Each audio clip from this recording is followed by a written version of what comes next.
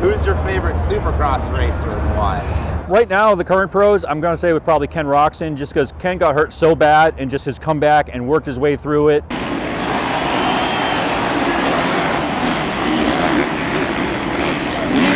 Ken is still one of the fastest guys on the planet, and people thought he was going to lose his hand and never ride again.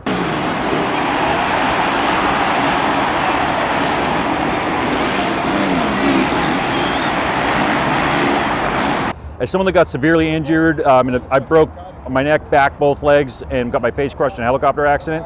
They told me I was never going to walk again, definitely never going to fly, and don't even think about getting on a motocross track. And I proved them all wrong. Granted, I'm not fast anymore on a bike, but that's like, Ken's got the same grit of like, stuff happened, we deal with it, we move on, and he's still one of the fastest guys out there on a bike. And my wife may have named my dog after Ken because we got her the day after he won Indianapolis.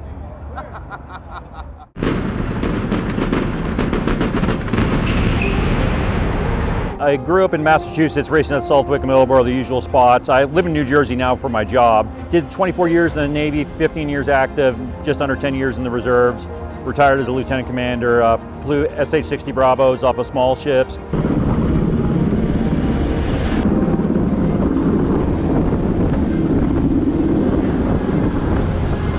And then flew the E-2, the world's ugliest, illest handling airplane ever built, off the aircraft carrier. It's ugly and it flies like it looks. 9/11 happened while I was at Officer Candidate School, so that turned into the next 20 years I was in Afghanistan and Iraq and various parts of that world a lot. And I had the very weird choose your own adventure career path. I was not the standard career path guy at all. Flew helicopters, got, like we were talking about a little bit before, got injured pretty bad in a helicopter accident. The helicopter crash itself wasn't bad. I got run over by the fire truck, and that's what, the story's funnier now because like I'm not dead, but my friend's like, you were gonna get up and kick his ass. You weren't sure what hit you, but you were gonna kick his ass. And I'm trying to do so with my femur broken in 6 places and my face all a bloody mess. And he's like, yeah, maybe. And he just literally sat on me until the ambulance came for me. That, and 30 something surgeries later, I was back flying.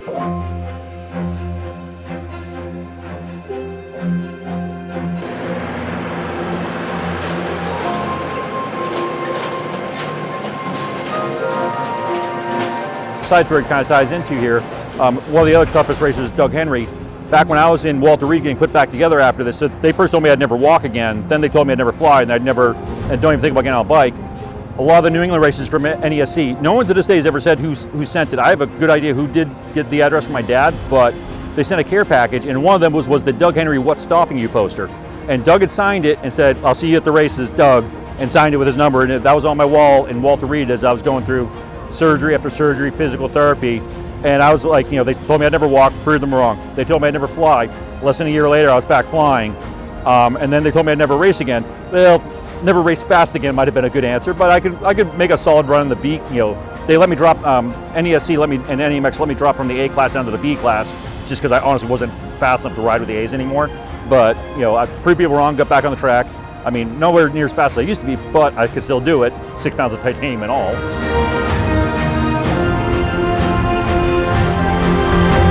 When I'm out on my bike, pretty much, it feels like nothing else matters. Like I'm in the moment, I'm in this, I'm not quite in the flow state that the modern pros talk about having, but I'm definitely in the zone. The only thing I've ever really found is equivalent to like feeling like when I'm, nailing a rhythm section or, hitting a triple that, I couldn't nail smoothly before would be like landing on an aircraft carrier is about the only thing I've ever found that compares to racing motocross and supercross. Night landings on an aircraft carrier might be more like arena cross, where it's like, I'm too scared to even think what's going to happen if this goes wrong, so I'm just going to go.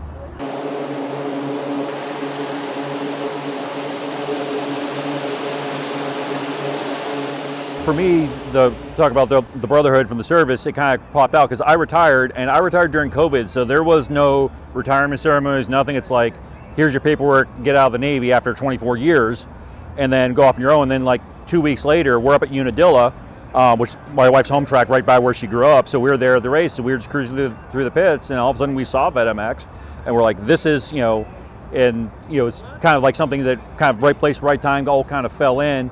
Because it was the same, like, people understood where you'd been from, like with military service, in my case, getting injured pretty, mine was not a combat injury like some of the guys, but like, getting messed up pretty bad, dealing with the nightmare that is the VA for medical and everything else. People understand where you're from, but there's also, beyond the common core military service you have together, it's the like, hey, we're also in the moto, So it's like, it's basically something we can do positive. Like there's some guys that use it for a great way to like work through their PTSD or other stuff.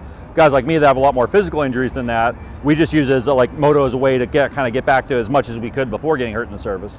VenomX has been great positive aspect, in my life for like, for those of us that like, we kind of miss the clowns, but we don't miss the circus sometimes. It's a good way to get back together with our, sailors, soldiers, Marines, airmen, coasties, Space Force, what we got now. And, it's for when you miss the people, you miss the brotherhood, and, sisterhood, because there's women that race too. But, it's a good way for all of us to get back together, and we're all moto heads. Most of us have something going, whether it's physical or just mental wounds from the service. And it's good to like get together on a bike, use throttle therapy, and, people that understand where you're coming from, not just like, we don't get that. There's a lot of people here that understand. They've maybe not been in the exact same situation, but they've been in a similar situation, and helps guys out, deal with both the mental and physical aspects of after your service. We're all volunteers. It's a nonprofit. No one takes a salary. So like if someone's like, if they own a business, motor related or not, wants to donate, that money goes towards ride days. That money goes towards training. Our national championship is done at no cost to the riders. Like you just come out to Kansas, entry fees are handled. We have food. There's places to park your camper. It's basically, you show up, it's a good time for 5 days. But the website is usually the best way to get in contact for both donations or if you want to join membership. I mean, the membership pretty much just covers our cost of like insurance, running the foundation. Again, no one takes a salary from it, but there's a lot of discount stuff, but it gets you in to where all like we basically have a members only part of the website where we'll have all the different deals we get from our sponsors, which without the sponsors this wouldn't happen, so we do appreciate all that they do for us.